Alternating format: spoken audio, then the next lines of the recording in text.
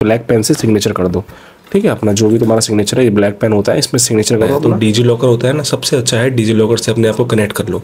Digi locker में आपको नीचे ऑप्शन आ रहा होगा कि या तो आप पीडीएफ अपलोड कर दो उस पर। जय हिंद साथियों, आप सब एनडीए सीडीएस का फॉर्म अप्लाई कर रहे होंगे। कईयों के प्रॉब्लम सुन रहा हूँ मैं कमेंट सेक्शन में कि भाई फॉर्म अप्लाई नहीं हो रहा है, या कुछ क्या दिक्कतें आ रही है, फॉर्म अप्लाई नहीं हो रहा, कभी वार्निंग इशू आ रहा है, कभी कुछ मतलब at the end form apply नहीं हो पा रहा है। तो इसका क्या सोल्यूशन है मैं आपको बताता हूँ। मैंने फर्स्ट ऑफ ऑल मैंने फॉर्म अप्लाई कर दिया। तो देखो यार, अभी के टाइम पे लिटरली ये बात सच है कि फॉर्म मतलब एक बहुत ही टफ कर दिया प्रोसेस। एंड लिटरली अगर आप लोग अच्छे खासे तरीके से नहीं भरोगे तो फिर फॉर्म आपका नहीं भर पाएगा एंड मोमेंट तक। देखो क्या कॉमन मिस्टेक्स हैं और क्या गलती, क्या कैसे आप फॉर्म आराम से भर सकते हो बिना सर्वर एरर के। ये सबसे पहली टिप मेरी तरफ से ये रहेगी, या तो अर्ली मॉर्निंग का मतलब है 4 बजे, या फिर हो सकता है 3:30 बजे भी कह रहा हूँ मैं, 3:30 बजे या 4 बजे फॉर्म उठ के भर दो किसी एक दिन। या फिर लेट नाइट का मतलब है 12 साढ़े 12 बजे रात को फॉर्म भरना चालू करो और उसके बाद उसी दिन निपटा दो, 40-50 मिनट जितने भी लगे तुम्हारे। मैंने ऐसे किया था, मैं एक दिन बैठा, रात के 12 बजे बैठा मैं, क्योंकि मैं जब भी कर रहा हूँ तो 404 एरर रिपीट हो रहा था। तो मैंने क्या किया कि 12:30 बजे मैं उठा, रात को 12:30 बजे तक जगा मैं। उसके बाद मैंने 12:30 बजे फॉर्म भर दिया, 40-45 मिनट में फॉर्म भर दिया आराम से, कोई दिक्कत नहीं है। लेकिन कुछ मिस्टेक जो कि भाई आप करोगे तो दिक्कत हो जाएगी। सबसे इम्पॉर्टेंट मिस्टेक्स है भाई, कोई भी जो पुराना ओटीआर रजिस्ट्रेशन कर रखा है उस पर मत कर देना कुछ भी कि यार पुराना ओटीआर से तुम कुछ कनेक्ट कर रहे हो। ऐसा पुराने से कोई मतलब नहीं है, पुराना समझो इनवैलिड हो गया। तो पुराना तुम्हारा जो भी ओटीआर रजिस्ट्रेशन किया तुमने, there is no use of that. New website, new OTR registration, so new portal खुला है, common application, universal application, examination form, create account, ये सब प्रोसेस को आपको फॉलो करना पड़ेगा। तो अब मजाक नहीं है। जितने भी डिटेल्स हैं, जो भी आपका आधार कार्ड है, मान लो कुछ भी आपसे मांग रहा है, तो डिजी लॉकर होता है ना, सबसे अच्छा है डिजी लॉकर से अपने आप को कनेक्ट कर लो।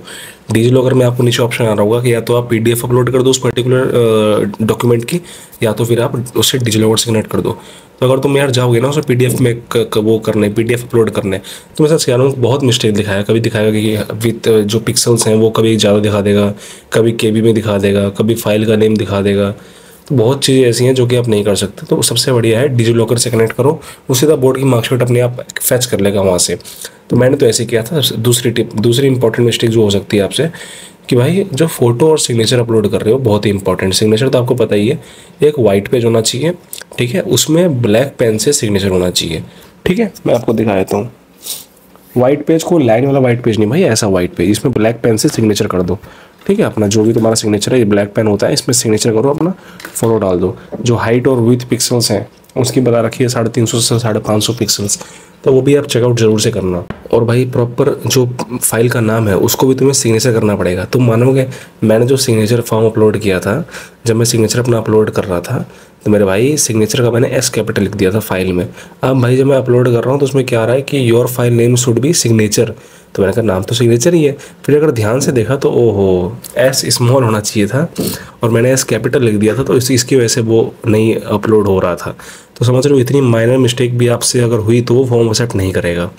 तो आप क्या करो ना, जो फॉर्मेट दे रखा है, जैसे मैंने फ़ोटो को बताऊँ तो फोटो में PHOTO और ये स्मॉल p है यहाँ पे, और मैंने कैपिटल P किया था तो फिर अपलोड नहीं हुआ। फिर मैंने देखा कि अरे स्मॉल इसमें मांग रहा है, तो अगर capital upper case lower case भी कर दोगे तो भी फॉर्म एक्सेप्ट नहीं होगा, डॉक्यूमेंट अपलोड नहीं होंगे। तो बहुत मुश्किल है, लेकिन करना तो है ही तुम्हें।